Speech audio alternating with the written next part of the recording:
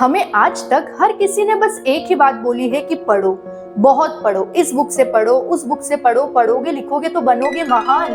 हमारे parents, teachers, relatives, हर बड़े इंसान ने हमें यही बोला है कि अगर लाइफ में आगे बढ़ना है तो बहुत पढ़ना पड़ेगा। बट अनफॉर्चुनेटली कभी किसी ने हमें ये नहीं बताया कि पढ़ना कैसे है। What is the right way to study? पढ़ाई करने का सही तरीका क्या है? हमारे पास बुक्स है, टीचर्स है, स्कूल है, ट्यूशन है, हर फैसिलिटी है, लेकिन फिर भी हमें ये नहीं पता है कि पढ़ना कैसे है। और शायद यही रीजन है कि हमें हमेशा पढ़ाई एक बोझ की तरह लगती है, क्योंकि घंटों घंटों पढ़ने के बाद भी हम ना तो अच्छा परफॉर्म कर पा रहे हैं, ना ही अच्छा रिजल्ट ला पा रहे हैं। इसीलिए फिर हमें ये लगने लग जाता है, या फिर हमें ये फील करा दिया जाता है बाय अदर्स कि आप पढ़ाई में कमजोर हो, कि तुम एक कमजोर स्टूडेंट हो, you are weak at studies.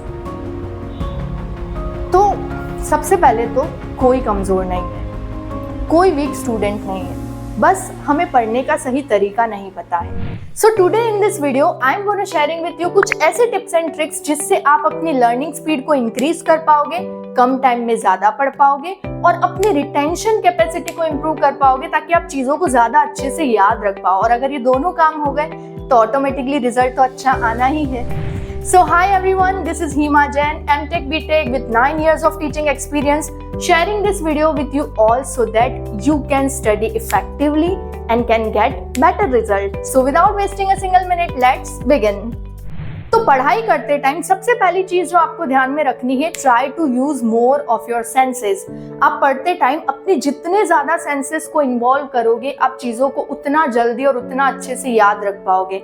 जैसे अगर मैं आपको बोलूं कि पाव भाजी आपको कैसी लगती है, तो पाव भाजी का नाम सुनते ही आपके दिमाग में पाव भाजी की इमेज आई? क्या आपको पाव भाजी का टेस्ट याद है? क्या आपको पाव भाजी की स्मेल याद है? क्या आप पाव को, भाजी को, उसके टेक्सचर को फील कर सकते हो? कर सकते हो ना? क्यों? क्योंकि उसको खाते टाइम हमने पाव भाजी को देखा भी, हाथ से पकड़ा भी, उसको टेस्ट भी किया और उसको स्मेल भी किया।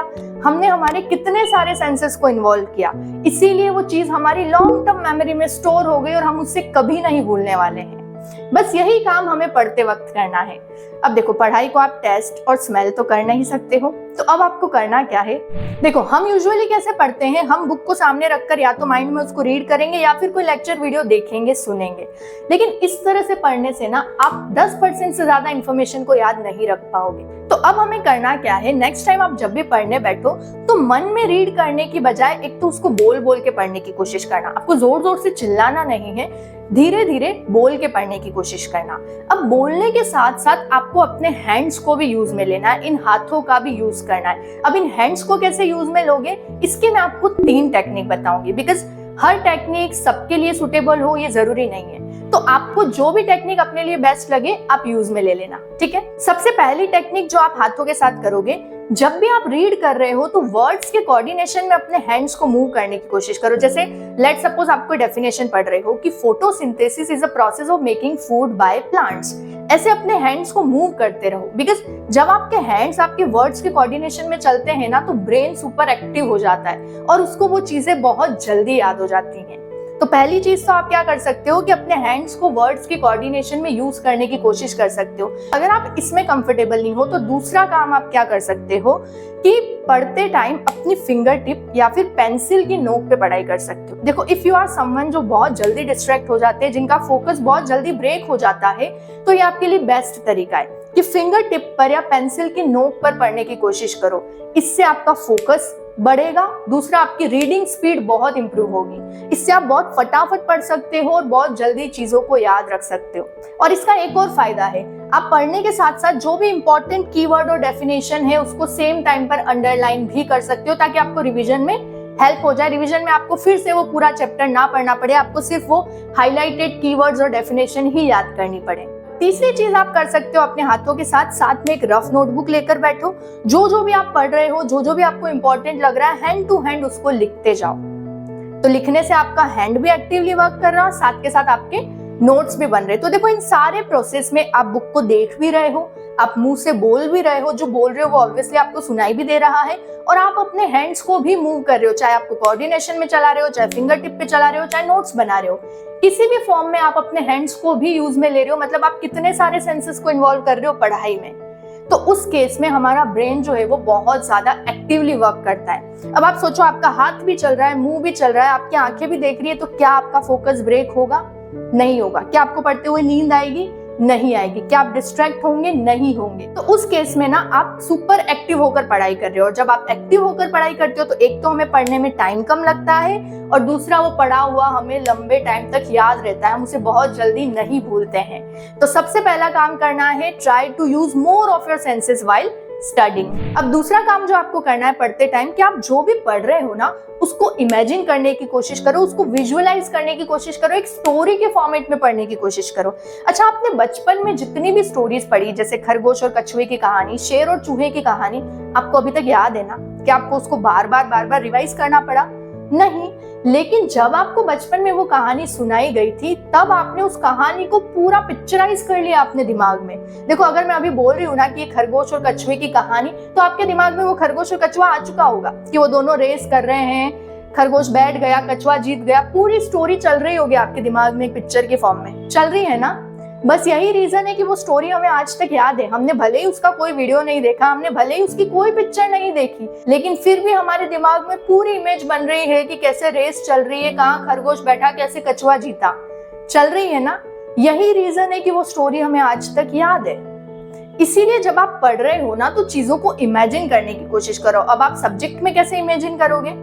कि जैसे आप फिजिक्स पढ़ रहे हो, तो जो फोर्स, मोशन, एंगल वगैरह आ रहे हैं, तो उनको रियल लाइफ से जोड़ो। कि जैसे आप कार में बैठे हो, कार चल रही है, कैसे स्पीड है, क्या एक्सेलरेशन है, कैसे फ्रिक्शन लग रहा है, कैसे मोशन है, रियल टाइम में उसको इमेजिन करने की कोशिश करो। कि हाँ, बॉल फेंक रहे हो तो कितने डिग्री के एंगल पे जा रहा है।